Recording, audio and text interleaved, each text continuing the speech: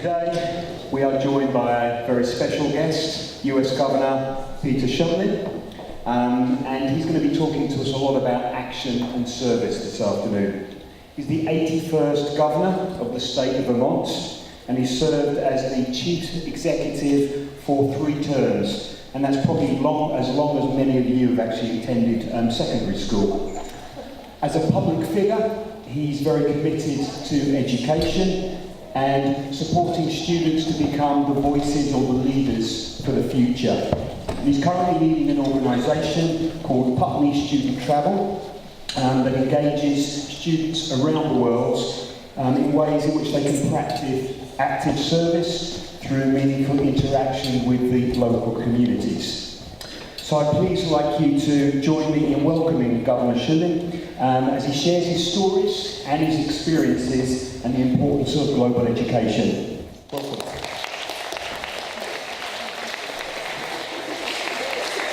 Thank you, Steve. You're lucky to have such a great head of school and such a great school. I'm honored to be here, so thank you so much for allowing me to come by and talk to you a little bit about a few of the issues that I've worked on as governor, a few of the issues I've worked on in my lifetime. Welcome you all.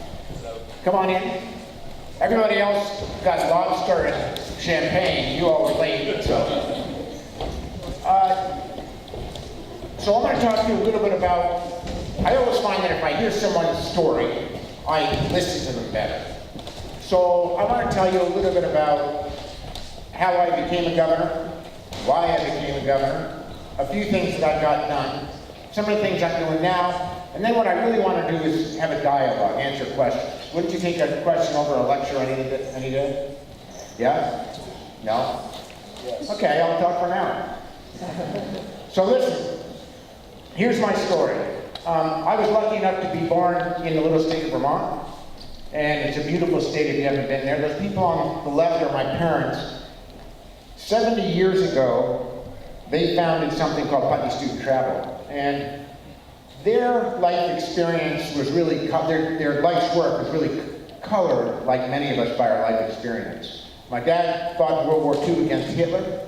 My mom grew up in the Netherlands and grew up with Holland being occupied by Hitler's troops. She wasn't Jewish, but she watched her Jewish friends be dragged away and disappear forever. So they were really colored by this really traumatic world event.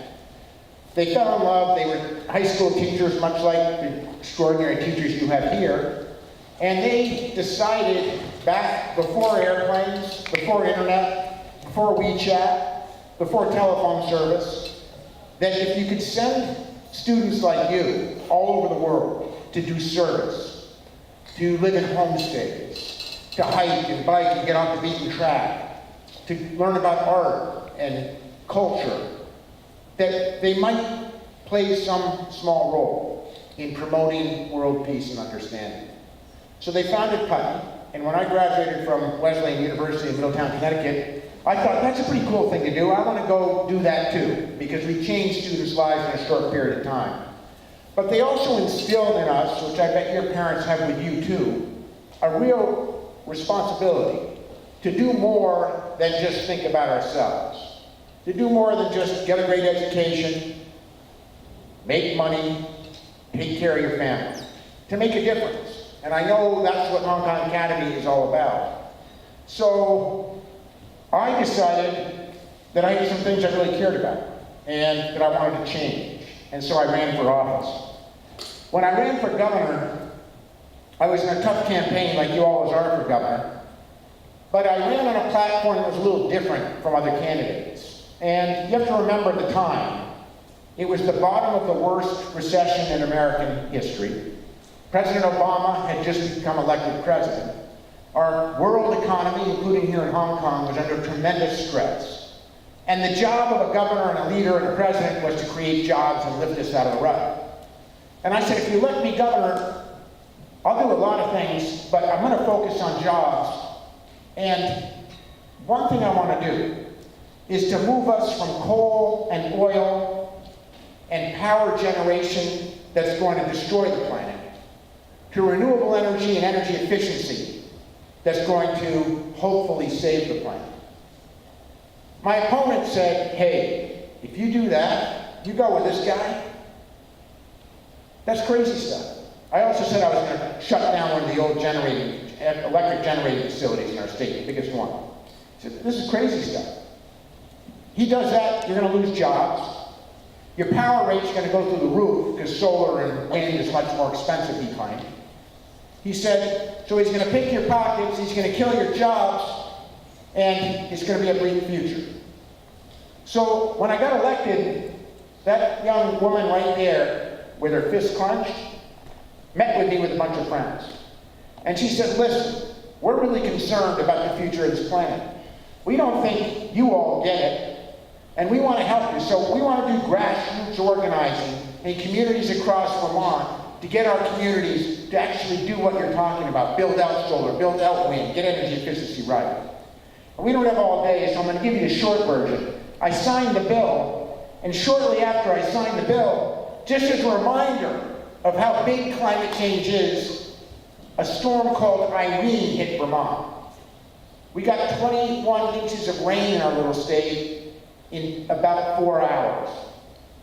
7 Vermonters drowned. We lost homes. We lost businesses. People lost everything materially that they had. It wiped out over 500 miles of roads and 35 bridges. You could not move from east to west on a highway in our state because there was nowhere to get there. It was an utter and total disaster. And it reminded me the hard way of how important the work was that we were doing. So we kept at it. And the short version is, I had the privilege of leading a state to the greenest, cleanest energy source of any of the 50 states. We committed to being 90% renewable by 2050, and guess what we did? We became the #1 solar state in America. We built out wind like mad. We created so many jobs in the renewable energy sector that if you have 17 Vermonters in a room right now, one of them works in the renewable energy sector. Rates went down, not up. If you listen to the pundits and the financial folks that say, oh, renewables, they're really expensive. Well, we found out they were cheaper. In fact, our neighbors in New Hampshire, Connecticut, Massachusetts, and New York saw their rates go up for 4 of the years that I was governor, while Vermont rates didn't head steady, they went down. So we put money in Vermonters' pockets. We created thousands and thousands of jobs, so much so that we had the 3rd lowest unemployment rate in America.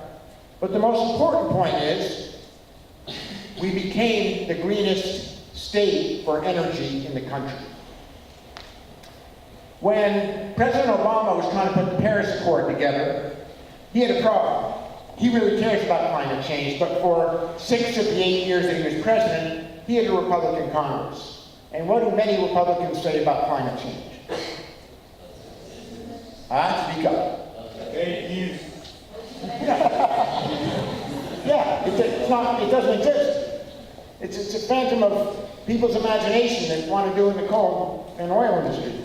So he called myself, Governor Inslee of Washington State, and Governor Brown of California. He said, I want you guys to go to Paris with me because we got to tell the world that we mean business and that we're actually getting some stuff done. So I had the privilege of going and working with him to put together the Paris Climate Accord. I worked with world leaders.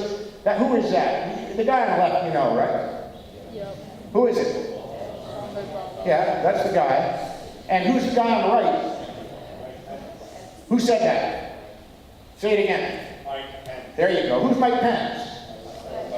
Like current Vice President. But then he was the governor of Indiana when I was the governor of Vermont. So I just shot that up there because I thought you'd be amused by it. We were at a meeting at the White House talking about all kinds of stuff, and afterwards, Governor Pence grabs Barack Obama. It was right before the Paris Accord, and he's chewing around. He's saying, if you do this thing, it's going to kill jobs in Indiana. Same argument they made against me. It's going to make power rates go through the roof. Business can't afford that in Indiana. And so I thought I better go help out my buddy, and we kind of tried to straighten Mike out a little bit. But anyway, we got to work with these world leaders around the globe including President Xi, who's actually been a leader on climate issues and helped us get the accord through.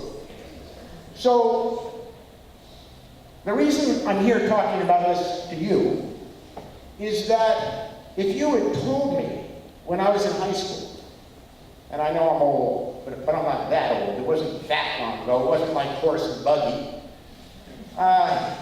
If you told me, you know, Peter, if in the next 10 years, if we don't change the way we do energy, the way we heat our homes, the way we move around, the way we build our products, if we don't get off of fossil fuel and move to other ways of powering the future, we're going to have an unbelievably bleak future for our kids and our grandkids. If you'd said that to me, I would have said, I don't even understand what you're talking about, because we didn't. We kind of dropped this one on you all. So people often say to me, so come on now, you know, governor and former governors, they go out and they work for big businesses and they go make a lot of money. What are you doing running around talking to high school students and running summer programs for high school kids? And my answer is a simple one. It takes a really long time to change things in public policy. I mean, let's just take the climate accord as an example. We've spent a lot of time working on that. It took the current president a day to undo it for us. So it takes a lot of time, and change is hard. I find with the summer programs that we change kids' lives in a matter of 3 or 4 weeks by moving them out of their comfort zone, challenging them to understand the world better, to take on things that give back to the community, to learn about cultures and people and places, exactly what my parents envisioned, that challenge their mind in ways that otherwise wouldn't happen, that stretches your confidence and your ability to go forward and make a difference. And my only point is, now more than ever, because the clock is ticking, we're losing the battle. You know, just think about just in September, from September to now, go talk to the folks in Houston, Texas, ask them if they believe in climate change now. Go talk to the folks up in California, Governor Brown's state. They lost 6,000 homes from forest fires just recently. Go talk to the folks in Puerto Rico, or Dominica, or Anguilla, or any of the Caribbean bases, where they literally had their lives uprooted and their planet destroyed. Go talk to the folks in Vietnam, or frankly, right here in China, where you have much more frequent monsoons and other challenges.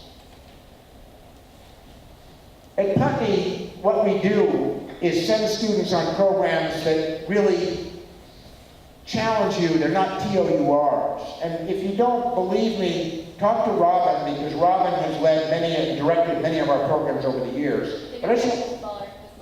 What's that? Miss Smaller. Miss Smaller. Because they don't know who you are.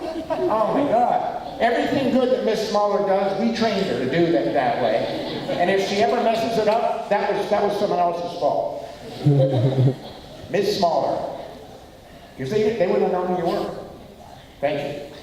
So, I'm just going to quickly walk you through a program, then I want to answer your questions. Are you ready, John? So this is an example of the kind of global citizenship that gets me excited. And I'm not suggesting that you've got to do a program with Putney, but I am suggesting that you've got to go out of your comfort zone and really, as this school asks you to do, make a difference, stretch yourself, understand the bigger world, and do things that you otherwise wouldn't have done. This particular program is a 4-week community service project, and I just thought it would interest you because slides speak better than words. This is a little village outside of Arusha in Tanzania, and we're overlooking Mount Kilimanjaro. And we live in the community in simple housing, 16 students, male and female leaders, students selected from all over America, and we hope more from Asia.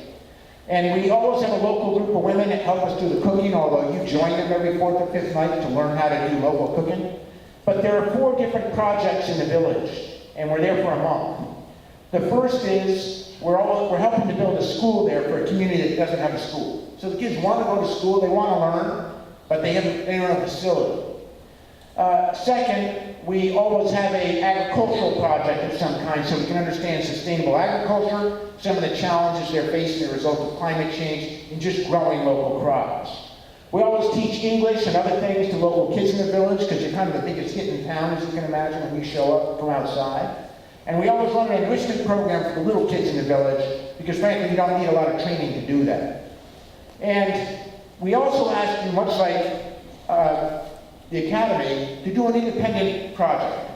Like this particular boy decided he was going to build a soccer field for the local community. They didn't have one, with local people, but obviously they didn't have much for materials, so that was the net. These students were learning from a local woman who has a little food stand downtown, how she does it, how she makes the food. Whatever it is, it's a project that you go off, you explore, you come back, and you present to the group at the end of the 4 weeks, how it went, what you learned, and how it changed. Then on weekends we take off, we'll go climb Mount Kilimanjaro, we'll go to great waterfalls, coffee plantations, and learn about the coffee industry. We do all kinds of things in the local community, from sports to arts. And we also spend 4 days with a Maasai tribe, moving from village to village, or community to community, because they're nomadic, learning about their lives, how they gather, how they survive, some of their local rituals. At the very end, we go to the Serengeti Valley and to the national parks, and we're in four-wheel drive vehicles on a safari for 5 days, camping out there, learning about the issues of poaching, of keeping the national forest sustainable, and of ensuring, understanding the challenges that they're having as human beings, particularly with money and greed, threaten many of the species that are challenged there with a combination of poaching and climate change related issues.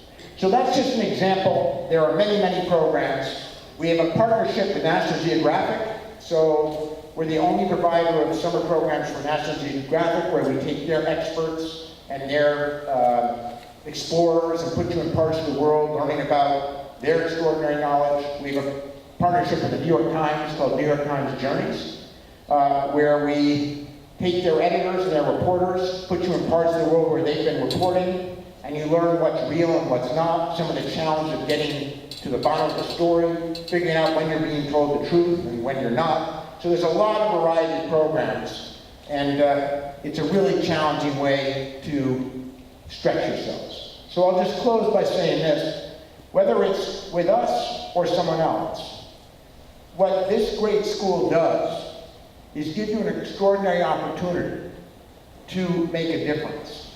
And I urge you to stretch yourself, to move out of your comfort zone, and to consider doing something like this as you prepare for college. My final comment. Parents here sometimes ask, because you're very much focused on grades and getting into a university in the future, I imagine. They say, what difference does this make? And I think one of the advantages that the American-based kids have had is that they've been going on our programs for about 70 years. They often base their college essay on the experience that changes them as they find themselves in a place that they've never been before. I'm doing some teaching at Harvard right now, and whether you're at Harvard or any other school, one of the challenges for admissions officers is that they have stacks and stacks of really bright students like you with great scores and great grades. What they want to know is, do you have a soul? Have you thought about more than just yourself? Have you thought about the bigger world? Have you done something different? There's got to be something that makes you stand out from this stack of applicants over here. So all I'm suggesting is, you have a huge opportunity to help us build a better world. The best education that you can get will help us build even a better world. We've got a very short timeline to get that done. I have huge confidence that you all will clean up the mess that we've left you and do it in a really thoughtful way. So thank you so much for letting me make a few comments to tell you how I got to be here today. It's really exciting to be here. I just had a tour of the school. It's a wonderful facility, a wonderful school, a wonderful spirit. Wonderful administration. You're very, very lucky, and it's an honor to be here. I'd be happy to answer questions. Thank you.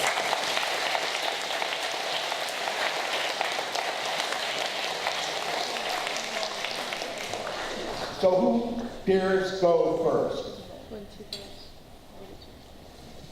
Someone must have a question on some topic that's been eating at you. Yeah. John, this is John O'Perry, by the way. He's a director of our global outreach at Putney, and he can tell you all kinds of things better than I can. Why did you stop being governor? Good question. Why did I stop being governor? This is why. I think that one of the problems with the American democracy right now is that people do politics as a career. If you go to Congress, you know, those people have been there forever. They do it as a way of making a living. That actually wasn't what our founding fathers, unfortunately it was all men, but what our founding fathers had in mind. They had in mind, Jefferson and the team, a government model where good people did service, public service, gave their very best ideas to the country, and then got out of the way. So when I ran for governor, I said, listen, I actually really like my life. I love sending students all over the world. Actually, being a governor or a president, they don't tell you this part, it's a really hard life.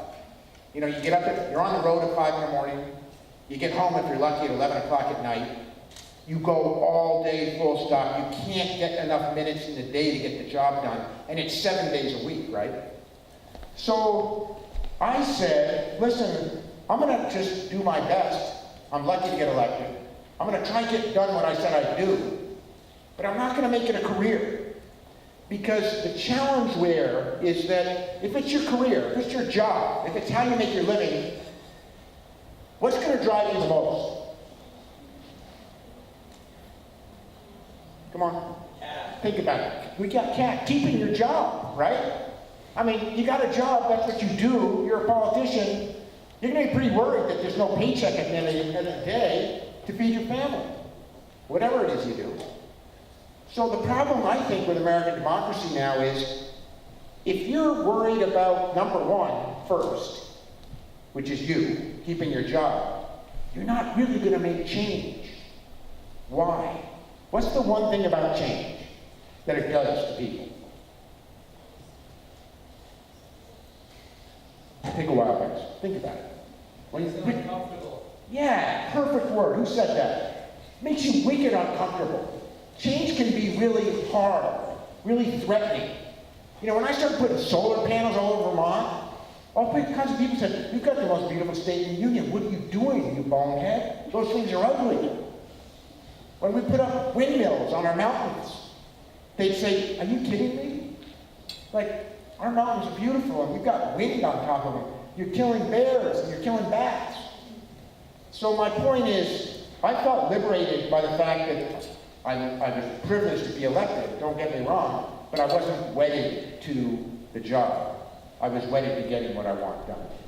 So my job was to go and do it, and then give you the reins. And we got too many old white boys running America anyway. We need more women and more young people.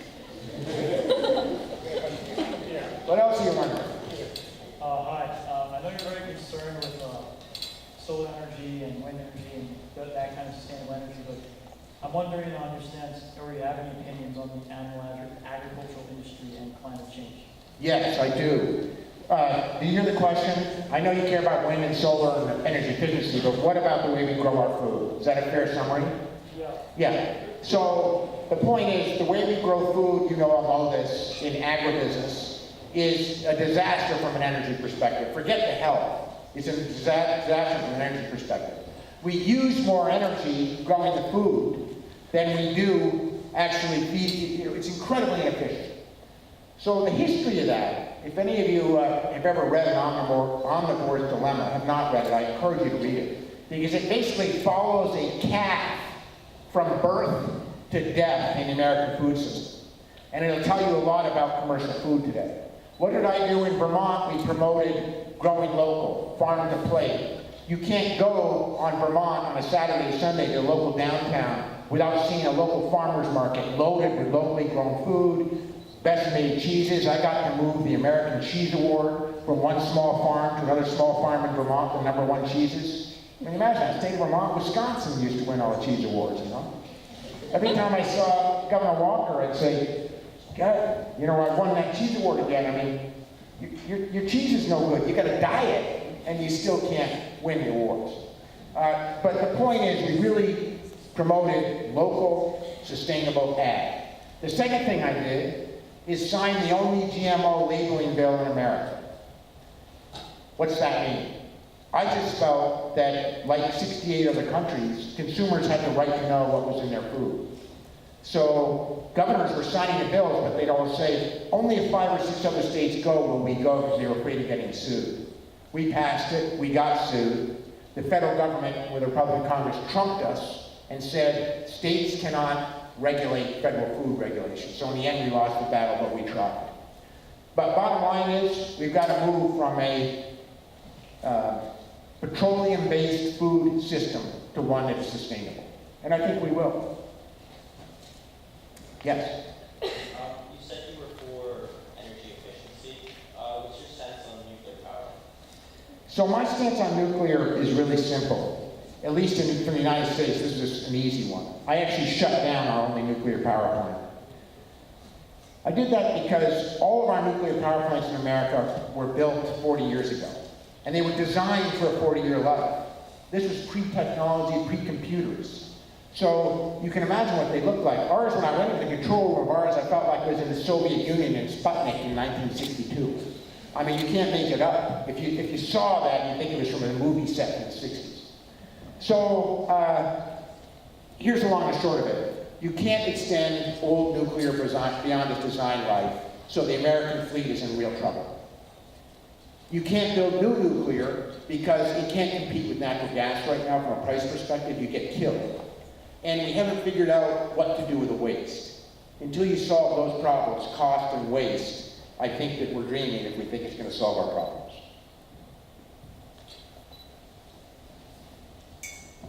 So I read somewhere online that you were attacked by a bear.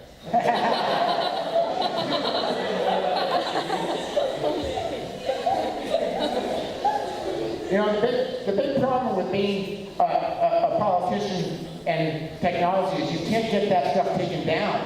You know, everywhere I go, they go, hey, you know, that's the governor that got attacked by the bear. 3. So I'll tell you the story, but I'll tell you the unvarnished version. Is that okay, Steve? Yeah. Okay, here we go. So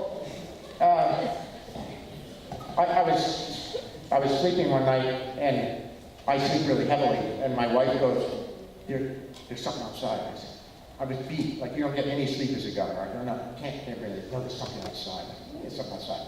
So I look out the window, and there's 3 bears and a bird feeder. So I mean, that's a bad news because they keep coming back. You got to get rid of them. So, do you manage bears in Hong Kong much? You probably don't know this, but you don't want them coming back every day. So my wife grabs a pot and pan, and I go out, and she clangs them, and they take off into the woods. And so I'm digging down into this sunken porch, and they knock the bird feeders in the hole. I had to get them out. There were 4 of them. I get them back in the house so they go away. So I grab the first 2, I run into the house. I come back, and she bangs away. They take off. I come back, get the last 2, and one of them was really, it rolled under the porch. So I'm digging under there, you know, and I hear this, and you can't believe what a bear sounds like. And it's flying, it's the mama bear. And the cubs are in the trees, which I didn't realize on the other side, so she's separated from them. So she's not happy. So anyway, I grab the bird feeders. Katie holds the door. I tear through the door, and as I tear through the door, she was holding this sprung screen door. The bear was like literally right in back of me. So I had to go to an editorial board meeting the next morning, first thing in the morning, and I hadn't slept much. And I was tired, and the guys go, are you okay? And I said, sorry, I'm a little out of it. I don't know what I was thinking, but I was so tired, because you never tell the press this kind of thing. And I said, I was fighting off some bears last night. Well, that was it. So they said, well, tell us the story. I said, oh. But once you tell them something, if you hold back, it's worse. So, you know, it's everything. You know, and they finally say, what are you wearing? I'm like, really? I said, listen, I'll just tell you one thing. Real Vermont, boys don't wear pajamas. That's all I said. Anyway, the rest is history. Yes, I did. By the way, I just got to finish that story. So when I go to do to cut the ribbon on wind projects, all kinds of people, protesters show up, and you always get protesters if you make change. So I go, and they'd all be out there protesting and using sometimes one finger to express their joy in me. And they'd have signs that said, "He's a bear killer, he's a bat killer." And so I rolled down the window one day and I said, "Listen, guys, I've got to talk to you. There's no governor in America who loves bears more than I love bears." I said, I dance with the bears at night. I said, and when I do, I dress like they dress. And I said, let me tell you something. I was taught by my parents, everyone's equal, don't discriminate against anybody. And I love our black bears in Vermont, I really do. But I want you to go talk to the white bears right now, because they are really bummed out. Their ice is melting so fast that they can't hunt for seals, and they're drowning. This is the truth. I mean, go check out the ice cap. And they were like, "Get out of here." Anyway, that was the end of my bear story. Who else had a question? What do you think is the solution to emissions in aviation and transport? To what? Sorry. Emissions in aviation and transport. Well, aviation is really tougher, but I'll tell you that with transport, the biggest thing that discouraged me is that we made huge progress on electric grid, as I mentioned. We made very little progress on transportation.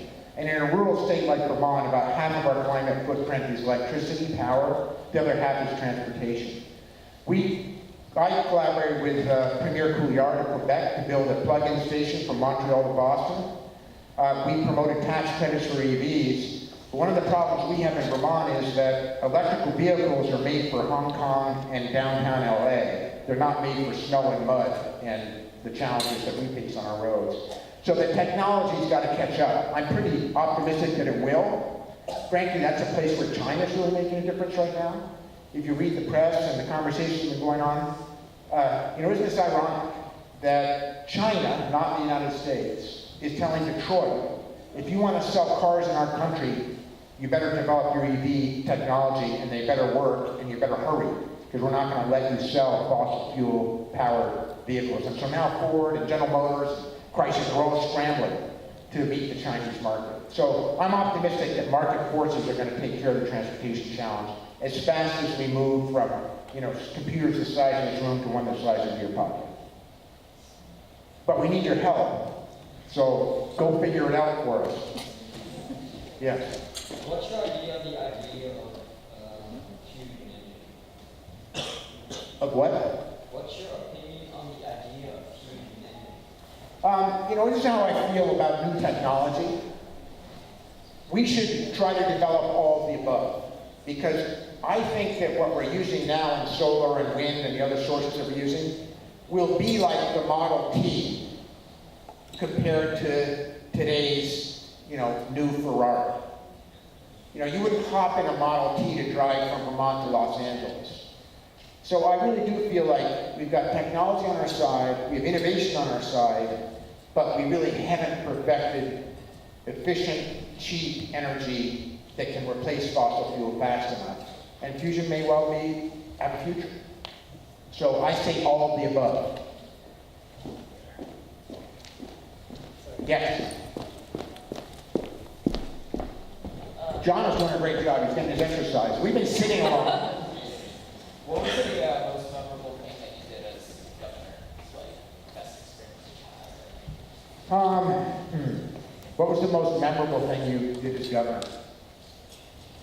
Truthfully, this is a boring answer, but there wasn't one thing that was most memorable.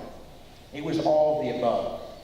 If you can get to a position where you can literally change the course, the direction of a state or of a country, you're incredibly lucky. And I never forgot every single day how fortunate I was. I spent most of my time trying to get it done, and I got a lot done. I mean, I failed on some big things too, but I got a lot done. And I don't think there was one particular highlight. The only part of it that I think is worth mentioning is, it's also a really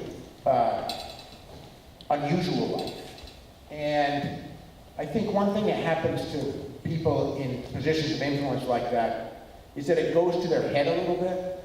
They start actually believing that they're better than or different than everybody else.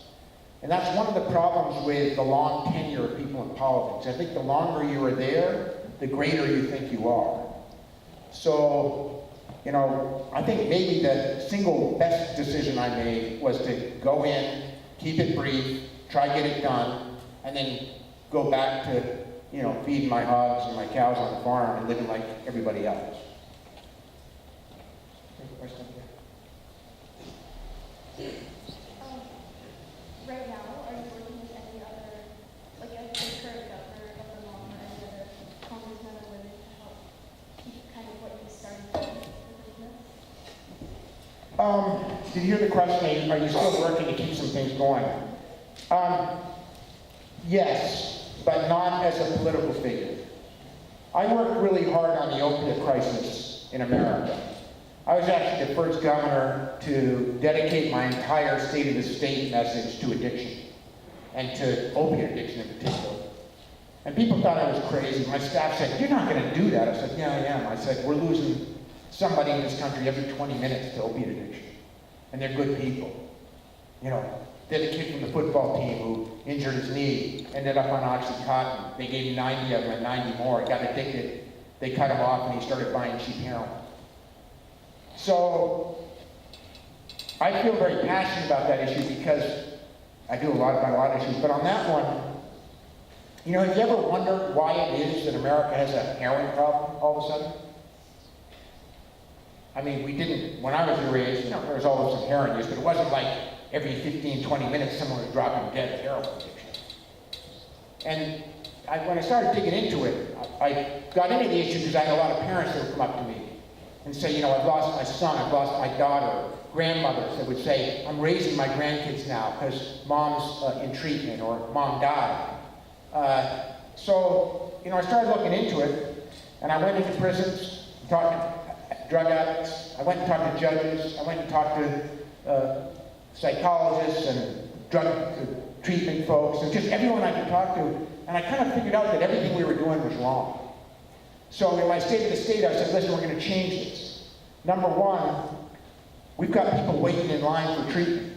If you have cancer, we don't say, oh yeah, sorry about the cancer, now listen, we should be able to treat you starting in about 12 months, we've got a waiting list. So we built out treatment centers like mad. We changed the law so that if you went into treatment, you didn't have a criminal record, you didn't go before a judge. You could get your life back on track once you went into recovery. We got Narcan, which is a rescue kit, into everybody's hands, police chiefs, you know, fire department folks, anyone would take it because it saved people from dying of overdoses. And then we could get them in treatment. But the frustrating part for me was, when I looked at the source of the problem, I said, you know, most things in politics, the big issues, healthcare, energy, all these issues I've been talking about, they're black and white. They're not black and white, they're often gray. This one is black and white. We developed our opiate crisis in America when in 1993, the FDA approved a drug called Oxycontin. It's made by a manufacturer called Purdue, family owned. And they told the FDA, as well as nurses, docs, and healthcare professionals, we finally have a non-addictive painkiller.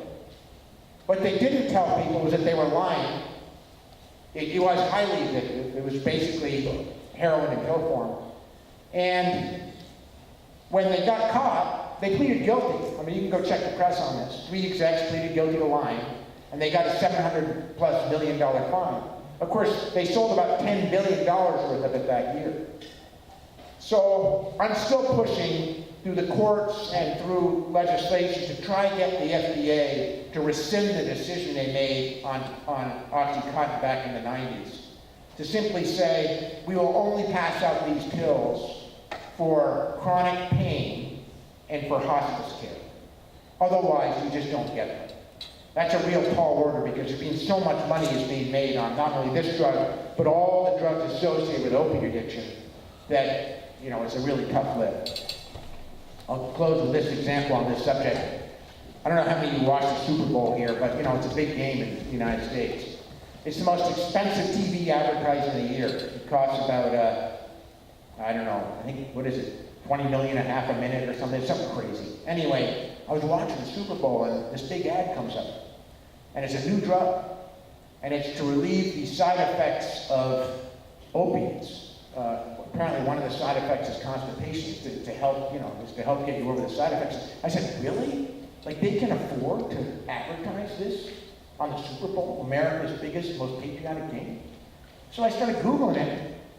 We sold 250 million prescriptions of OxyContin in 2010 in America. We only have roughly 250 million adults. I mean, it means that every adult got their own bottle on average. So it's a huge challenge, it's a solvable problem, and I'm staying on it. What else do you wonder?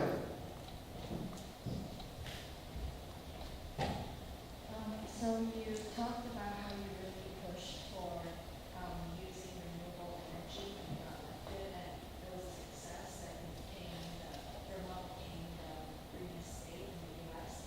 My question is, how did you get people to care? How did you convince them to change? Right. Did you hear the question? I think the answer is, let me ask you this. Raise your hand if you think climate change isn't real, created by fossil fuels being burned. Okay, there's only one, but that's rare enough, and I think we can talk you out of it. If you ask my generation that question, particularly in the business community, a lot of hands would go up. So that brings me back to why I'm here. Listen, we don't have time enough to convince the deniers whether it exists or not. The question for all of us is, do we have time enough to undo what we've already done, not to mention what we're about to do? Now think about this, I know you know this, but if you shut down every single fossil fuel burner in the world today, every car, every factory, every heating plant, shut them down. Tomorrow they're shut down, you would still have between a 2 and a 3 degrees Celsius climate change in the next 20 to 25 years. You can't undo that. Now think about that. If we're having the world problems that we are right now, which are just a little indicator, my view is that the typhoons and the hurricanes and the devastation and the misery and the pain will convince those deniers, and we don't need to waste a lot of time on that.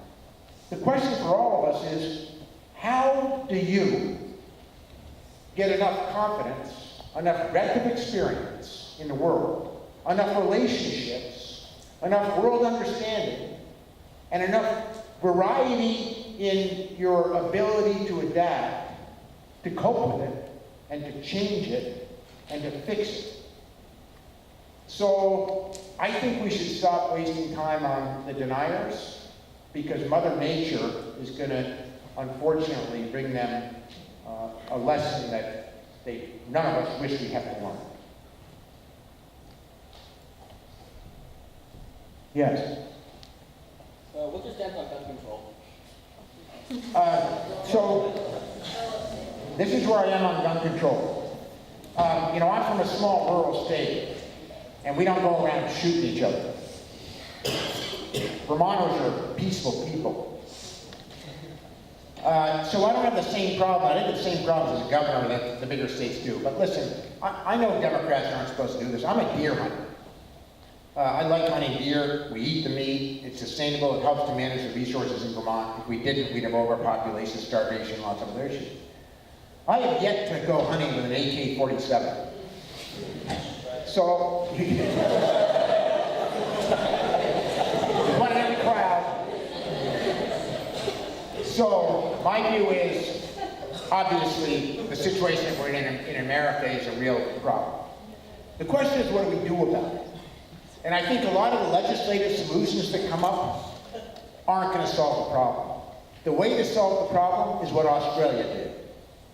Spend, in the States, what would be several $1 billion, buy back the hundreds of thousands of automatic weapons that are already out there, melt them down and build buildings or whatever you're going to do with them, and make it illegal and prosecute if someone has it. Until you do that, you're not going to significantly change the mess that we're in. So that's the hard and sad fact.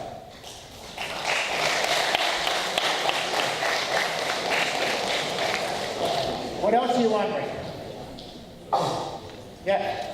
If you were to look back at your career, are there some things that you would like to go back and change, use differently? Yeah, it's a good question. I don't know if you all heard Xavier Mike, but if you could go back and change things as in your career as governor, I assume you're saying, what would it be? Is that fair paraphrase? I think the biggest mistake that I made was not recognizing the power of social media and how it transforms what people read and what they learn and what they hear. So, I'm kind of an old guy and I read newspapers, believe it or not. I read them online, but it's the old-fashioned news cycle that I was always watching. I didn't pay all that much attention to the blogs and all the other stuff that was being written. And now the press in many cases become blogs. Like there's no editor saying, hey, wait a minute, what you just said can you verify that?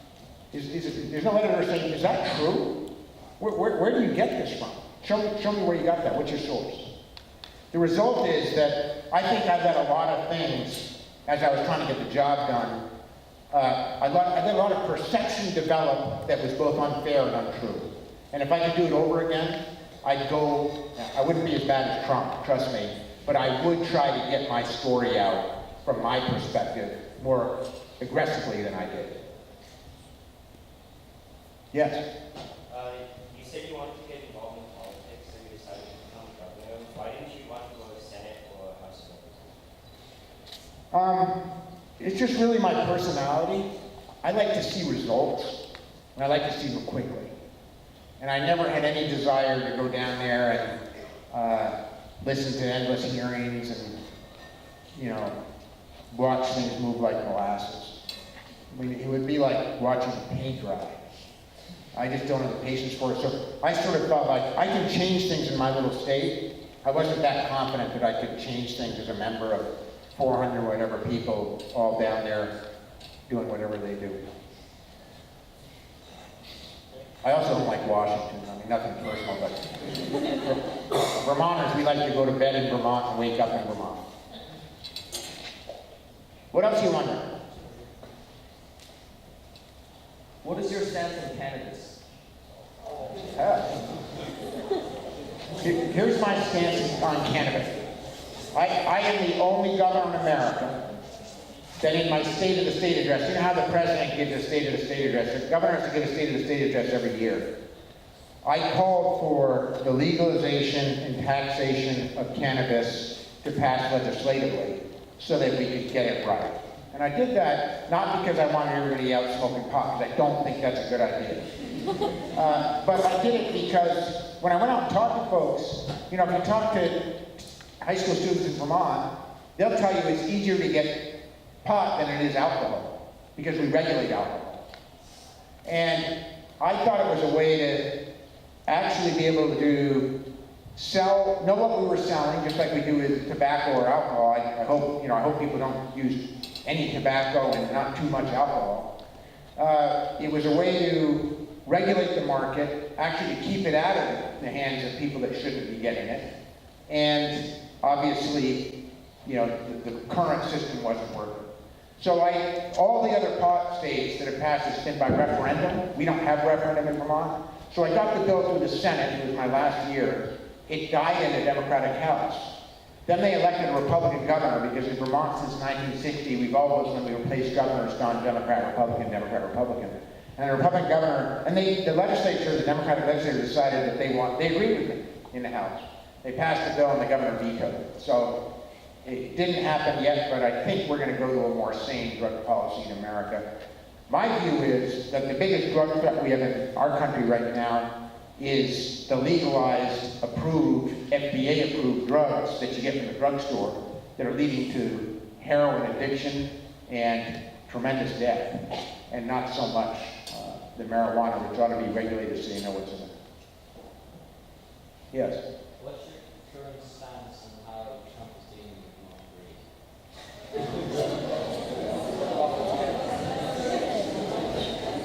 So, you know, the problem in North Korea should not be underestimated. There is no easy solution, as I know you all know. And I'm not going to come over here and criticize Trump and his foreign policy, because I can't understand what his foreign policy is, to be honest with you. But I will say this, and it's not about North Korea, because I don't know what the solution is there. I know it's not what we're doing right now. I actually think that the big tragedy about current leadership in Washington has nothing to do with issues. I'm used to having presidents that I don't agree with. Other people do. And we all thrive and do well with that. What I find so objectionable is the reason that I work at Putney is send students all over the world. The reason I'm here trying to get more diversity in our groups, students with different backgrounds of interest. What's so discouraging is, it's the first time in American history that I can remember where we've had a president who literally breeds hatred, pits groups against groups, gender against gender, sexual orientation against sexual orientation, race against race. This is a new era in American politics in modern history. And I think it's going to go down in terms of worldview of our country as the most damaging thing that we could be doing.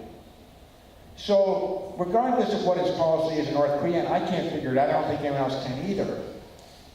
Calling names, you know, little rocket man, all the other stuff he's doing, I'm gonna bomb you to death. You know, you're talking about killing millions and millions of people.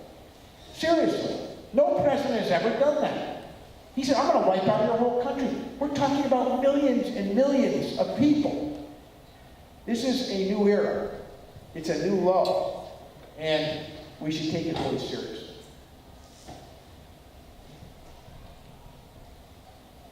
That's a cheery note. We can't end on that. One more question, and we'll let you get back to doing what you're doing. I bet. Yes? Earlier you said that real Vermont boys don't wear pajamas. Could you expand on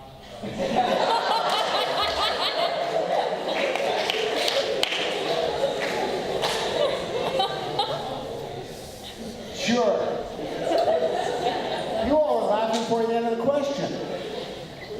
The question was, what is a real Vermont boy? It wasn't, what do they wear when they sleep? So, of all the 50 states, I believe that Vermont people, boy is sort of a slang, because I am, you know, what could I say? I couldn't say Vermont girls don't wear pajamas. But I think of all the states, we define ourselves in Vermont, and always have, as people who are very frugal fiscally. We're not flashy, you know, we don't flash around our money, we don't drive around, and if one could afford it, in Rolls Royces and BMWs and fancy cars. You know, our rich people drive Subarus.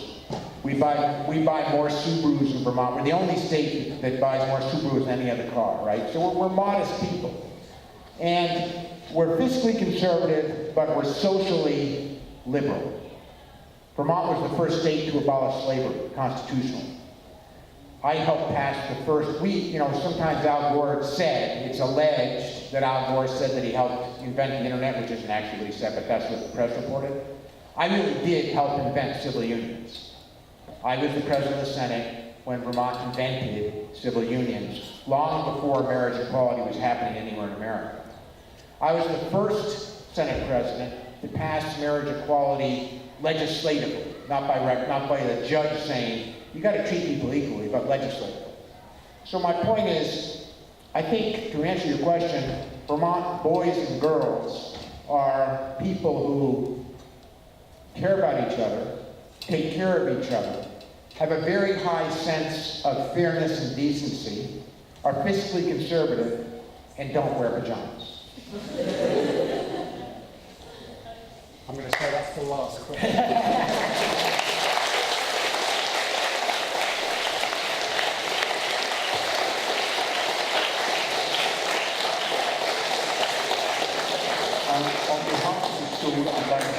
thank you for bearing your soul and for actually answering, I think, some pretty direct questions.